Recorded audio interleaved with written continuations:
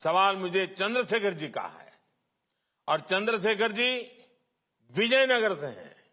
उनका सवाल है कि आपने, ये मुझे पूछ रहे हैं, आपने हमेशा से कहा कि कर्नाटका रामदूत हनुमान की नगरी है और संस्कृति से भरे प्रदेश का देश है और विकास, देश के विकास में ये बहुत बड़ा योगदान देने वाला प्रदेश है। कर्नाटका की सॉफ्ट पावर में आप कितनी संभावनाएं देखते हैं? अगर मुझे एक वाक्य में कहना है चंद्रशेखर जी, तो मैं यही कहूंगा, मैं बहुत ही संभावनाएं देखता हूं। और इस अर्थ में आपका सवाल भी बहुत महत्वपूर्ण लगता है। देखिए, भाषा, संस्कृति, साहित्य और इतिहास की गौरवशाली धरोहरों में कर्नाटका बहुत समृद्ध है। आप वहां रहने वालों का ध्यान जितना जाता होगा, हम बाहर से जब आते हैं ना, हम तो अभिभूत हो जाते हैं। कर्नाटका की दो बातें मुझे हमेशा से अपनी ओर खींचती हैं। आध्यात्मिकता में कर्नाटका कोई मुकाबला नहीं, और यहां पर आध्यात्मिकता लोगों को एक साथ लाकर सामाजिक जागरूकता की तरफ जाने को प्रेरित करती है। यहां अध्यात्म और सामाजिक उत्थान दोनों साथ साथ चलते हैं। चाहे वो कनकदास जी की भक्ति हो या फिर शिव शरण के वचन हो, कर्नाटका के लोग भक्ति की शक्ति का उपयोग समाज के निर्माण में लगाते हैं, भविष्य के निर्माण में लगाते हैं। दूसरी बात यह कि कर्नाटका के लोग समय के साथ और कई बार तो समय से भी आगे चलते हैं। आधुनिकता के साथ चलकर भी कर्नाटका के लोग अपने साहित्य, अपनी भाषा से जुड़े रहते हैं।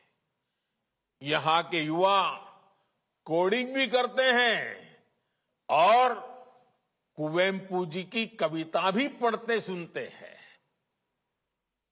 आज भी कर्नाटका के युवाओं में कन्नड़ा साहित्य पढ़ने की संस्कृति जीवित है। कर्नाटका अपने गौरवशाली अतीत के प्रति सजग है और कर्नाटका देश के भविष्य को गढ़ने में पूरी तरह जुटा हुआ है। मेरा और कर्नाटका का नाता भी पुराना है। कर्नाटका के लोगों के स्नेह को मैं दशकों से महसूस कर रहा हूं। मुझे दशकों से आशीर्वाद मिलते रहे। ये तब का स्नेह है जब मैं किसी पद पर नहीं था और यहां पार्टी के काम के लिए एक साधारण कार्यकर्ता के रूप में आया करता था। इतना ही नहीं, इसके भी पहले जब मैं राजनीति में भी नहीं था, श्रद्धेय यादवराव जी जोशी के चरणों में आकर के बैठने का मुझे सौभाग्य मिलता था। उस दिन से मेरा जो कर्नाटका और कर्नाटका के लोगों के साथ जो मेरा नाता जुड़ा, वो लगातार वो और मजबूत होता जा रहा है।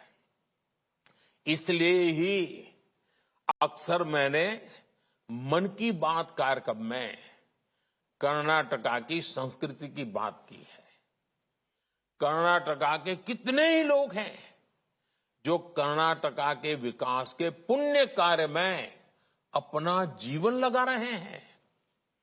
ऐसे लोगों की तपस्या को सबके सामने लाने का प्रयास मैं मन की बात में भी मौका नहीं छोड़ता हूं। जब भी मौका मिले मन की बात में मैं कर लेता हूं। और आपको मालूम है, अब इस रविवार को मन की बात का 100वां एपिसोड है, सेंचुरी लगाने का। वो आपके आशीर्वाद से संभव है, देशवासियों के आशीर्वाद से संभव है, और मैं तो इसके लिए देशवासियों को बधाई देता हूं। साथियों, आज भारत अपनी विरासत पर गौरव के साथ ही अपनी संस्कृति, अपनी आस्था, अपने इतिहास से जुड़े प्रसिद्ध स्थानों को आधुनिक अवतार के सामने ला रहा है। इसमें कर्नाटका की सॉफ्ट पावर की भी उतनी ही बड़ी भूमिका है। कर्नाटका में इसके लिए अनेक संभावना है, जिनको डबल इंजन सरकार ही अवसरों में बदल सकती है। चलिए अब देखते हैं, हमारे साथ चौथा सवाल भी हो रहा है। ये अरुण सेठ जी का सवाल है।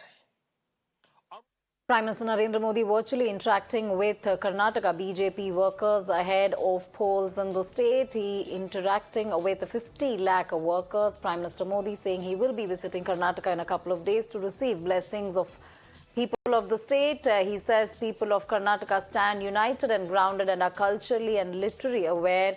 He says he has always received warmth and love from people of Karnataka.